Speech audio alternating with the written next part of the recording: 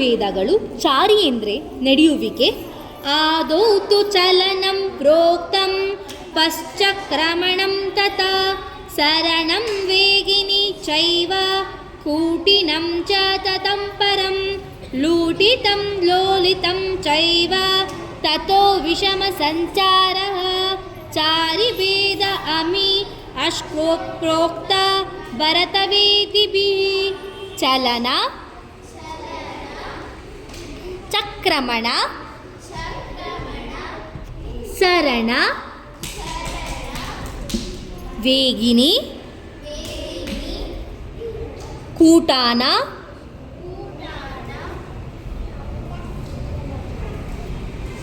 ಲೂಟಿತ,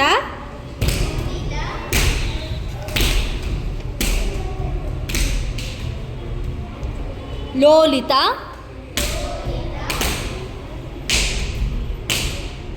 ವಿಷಮ ಸಂಚಾರ,